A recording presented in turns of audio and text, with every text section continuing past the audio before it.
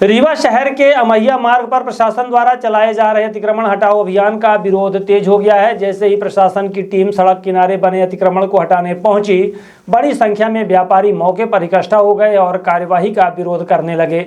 इस दौरान वरिष्ठ समाज सेवी अनुपम तिवारी भी व्यापारियों के समर्थन में सामने आए। उन्होंने आरोप लगाया कि प्रशासन बिना किसी वैकल्पिक व्यवस्था के दुकानदारों पर कार्यवाही कर रहा है।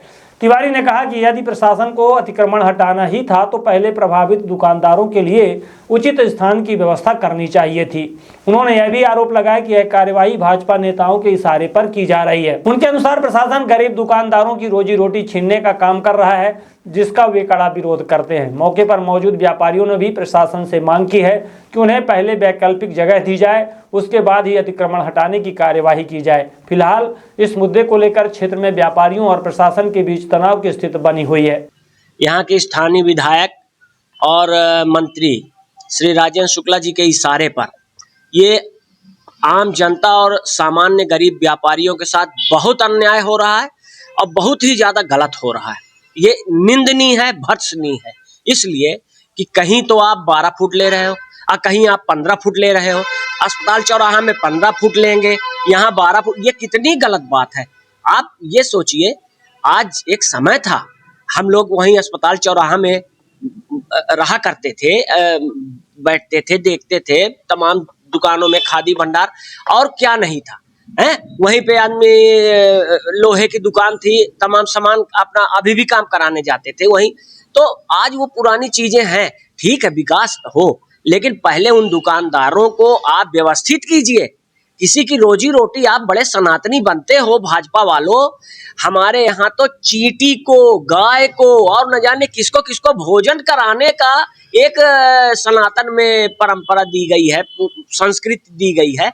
आप किसी मनुष्य के पेट में लात मार के और उनकी रोजी रोटी छीन रहे हो, बताइए ये पाप नहीं तो क्या है। आप ये समझ लीजिए कि इससे बड़ा पाप कुछ हो नहीं सकता। उनको पहले दुकान दिलवाइए, उनके रोजगार की व्यवस्था करिए। आज बताइए, एक लड़के ने जहर पी लिया, किसका पाप किसके सिर जाएगा, कौन लेगा। इसीलिए मैं कहता हूं कि ये राजेंद्र शुक्ला फासिस्ट है, ये नार्सिस्ट है, ये पुलिस और प्रशासन के पीछे छुपने वाला डरपोक और बुजदिल है जो इस प्रकार कर रहा है।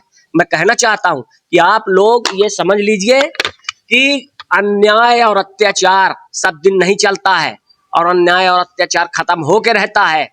और राजेंद्र शुक्ला जी, आपको ये फलेगा नहीं गरीबों की आह मत लीजिए गरीबों की। और अंत में ये कहता हूं, मिट जाती है हर नादिर शाही, मुड़ जाते हैं रुख तलवारों के, उड़ जाती है धज्जी तख्तों की, झुक जाते हैं ताज पहाड़ों के, जब भी अपनी पर आता है आदम का लहू, आदम का लहू।